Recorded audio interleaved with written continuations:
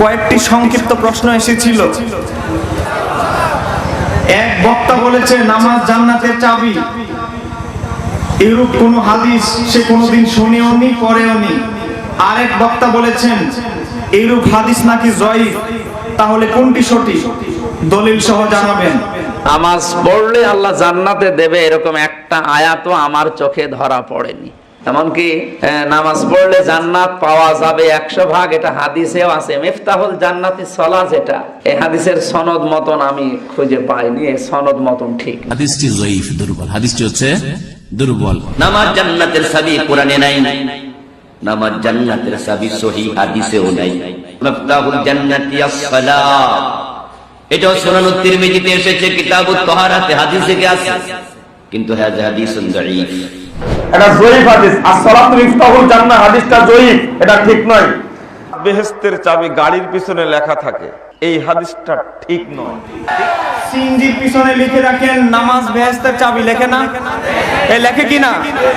বাসের পিছনে লিখে রাখে, বাসের পিছে লিখে রাখে, লোকাল বাসে নামাজ জান্নাত বেহেশতের চাবি, কি লেখে না ভাই? এখন প্রশ্ন এসেছে টোটাল মোটামুটি 3টা। একটা প্রশ্নের ভিতরে 3টা পয়েন্ট মনে রাখবেন, শুনেন। 1 নম্বর পয়েন্ট হলো, এক বক্তা, আমি বলতে চাই না, তাকে আমাদের ইয়াং ছেলেরা নাম দিয়েছে ভার্সিটির মাল। কিসের মাল? সে নিজেই নিজেকে ভার্সিটির মাল বলে। এটা কারণ আমরা যখন কারো বিরুদ্ধে কোনো মাসালা দ্বন্দ্ব হয়েছে, সেটা দলিলের আলোকে সাবলীল ভাষায় জবাব দেওয়ার চেষ্টা করি, কিন্তু তিনি নিজেকে দাবি করছেন কিসের মাল? এই মাল শব্দটা কিন্তু বিভিন্ন জায়গায় খুব খারাপ ভাষা হিসাবে ব্যবহার করা হয়, ঠিক কিনা? উনি নিজেকে নিজে এভাবে খারাপ শব্দ যদি ব্যবহার করেন, তাহলে আমাদের এই বিষয় নিয়ে কোনো আফসোস করার কিছু নেই। 1 নাম্বার, যেই বক্তা দাবি করছে এই হাদিস, এই ধরনের হাদিস নামাজ বেহেশতের চাবি, এই ধরনের কোন হাদিস সে শুনেওনি পড়েনি, আমি সেই জাহেলকে বলবো, এই জাহেল ভাই, তুমি তো ভাই আগে যে সিহাসিটটা 6টি হাদিসের কিতাব অন্তত বলছি 6টি হাদিসের কিতাব অন্তত যে ভালো করে পড়েনি, সে তো কোনো আলিমই হতে পারে না, ঠিক কিনা? কারণ সে যদি হাদিস নিয়ে কামেল করে, তাহলে তো অবশ্যই তার সুনানে তিরমিজি, জামে তিরমিজি পড়ার কথা, ঠিক কিনা? যদি হয় যে না এত বড় কিতাব পুরাটা সেই শায়েখ পড়তে পারে নাই, আমি বলবো শায়েখ, আপনি জামে তিরমিজি পুরাটা নয়, আপনি যদি জামিয়াত তিরমিজির প্রথম খণ্ডের যে 3 নম্বর পৃষ্ঠা, 3 নম্বর পৃষ্ঠার 4 নম্বর হাদিসটা যদি অন্তত পড়তেন, তাহলে তো অন্তত এই হাদিসটি পেতেন। তিরমিজি শরীফের কয় নম্বর হাদিস? একটা শুরুর প্রথম পৃষ্ঠায় সে পড়ে নাই, তাহলে তাকে কি আলেম বলা যায়? এই স্টেজে কথা বলতে হলে কমপক্ষে 17 বছর পড়াশোনা করার পরে স্টেজে কথা বলতে হবে, ঠিক কিনা? এই জাহেলরা এসে হাদিস পড়ছ নাই, এটা ভালো যে ভাই আমি পড়ি নাই, আমার জানা নাই হাদিসটা, তাহলে বুঝতাম তার মধ্যে আদব আছে। কিন্তু সে বলতেছে যে এই হাদিস কোনোদিন শুনেও নাই, এই হাদিস নাকি কোনোদিন সে পড়েও নাই। ভাই তুমি যদি এই হাদিস শোনো নাই, এটা তোমার স্বল্পতা, তুমি কোনোদিন দেখো নাই, স্বল্পতা। এই বিষয়ে যদি তোমার পরিপক্কতা না থাকে, তোমার চেয়ে বড় যারা আহলে ইলম, তাদের কাছে দ্বারস্থ হও, তারা সঠিকটি জানিয়ে দিবে, ঠিক কিনা? হযরত জাবের রাদিয়াল্লাহু তাআলা থেকে বর্ণিত, হযরত আল্লাহর নবীজি প্যারা রাসূল সাল্লাল্লাহু আলাইহি সাল্লাম ইরশাদ করেছেন, নামাজ হচ্ছে জান্নাতের চাবি। চিৎকার দিয়ে বলেন না সুবহানাল্লাহ। এটি বলেছেন কে? দয়াল নবীজি। কে বলেছেন?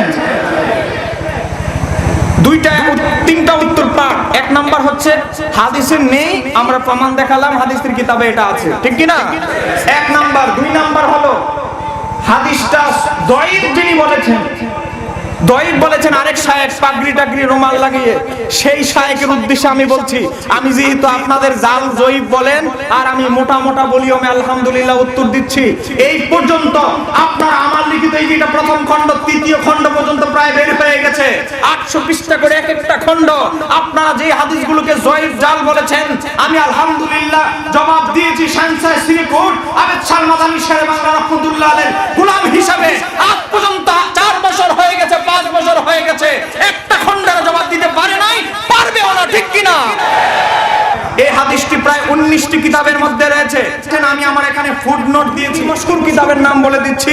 একটি হলো জামিউত তিরমিজি হাদিস নাম্বার 4, আরেকটি হচ্ছে মুসনাদ আহমদ ইবনে হাম্বল, যেটি মুআসসাসাতুর রিসালা বৈরুত লেবানন থেকে ছাপা 14662 নম্বর হাদিসের মধ্যে এই হাদিসটি 2 জন বিখ্যাত ইমাম নকল করেছেন। এবার যেই শায়েখ বলছেন হাদিসটি জয়ীফ, সেই শায়েখের জবাব। আমাদের কথিত শায়েখরা দাবি করছেন এই সনদে একজন রাবী রয়েছেন আবু ইয়াহিয়া কাত্তাব, তিনি এই হাদিসের সনদে জয়ীফ, এই কারণে নামাজ বেহেশতের চাবি এই হাদিসটা জয়ীফ। চিৎকার দিয়ে বলেন নাউজুবিল্লাহ। ইমামরা হাদিসটাকে কি বলেছেন? তুমি আজ থেকে 1200 বছর আগের ইমামরা এই হাদিসের আগে কি ফয়সালা দিয়েছেন এই হাদিস নিয়ে, আমরা সেটা আগে দেখব, ঠিক কি না? তাহলে ইমাম তিরমিজি হাদিসটা বর্ণনা করে বলছেন হাদিসটা হাসান। ইমাম তিরমিজি যদি বলেন হাদিসটা হাসান, তাহলে 1200 বছর পরে কোন মোল্লা মৌলবীর কথা আমরা শুনতে চাই না, যিনি হাদিসের লক্ষ লক্ষ হাদিসের হাফেজ ছিলেন ইমাম তিরমিজি রাহমাতুল্লাহ আলাইহি। ইমাম তিরমিজি যেই ফয়সালা দিয়েছেন আমরা সেই ফয়সালাকে মেনে নিলাম। আমাদের ইমাম তিরমিজির এই ফয়সালাকে যদি কেউ উপেক্ষা করে তাহলে একটু কথা ছিল। এবার আসেন ইমাম তিরমিজির এই ফয়সালার বিষয়ে মুহাদ্দিসদের কি অভিমত।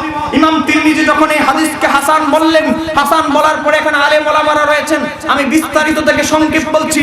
আল্লামা মোল্লা আলী কারি তার মেরকাতুল মাফাতির 294 নম্বর হাদিসের ব্যাখ্যা করতে গিয়ে ইমাম তিরমিজি যে হাদিসটিকে হাসান বলেছেন সে প্রসঙ্গে বলছেন ক্বালা ইবনে হাজার, ইমাম ইবনে হাজার আসকালানী রাহমাতুল্লাহ আলাইহি বলছেন বিসানাদিন হাসানিন, এই হাদিসটার সনদ হাসান। চিৎকার দিয়ে বলেন না সুবহানাল্লাহ।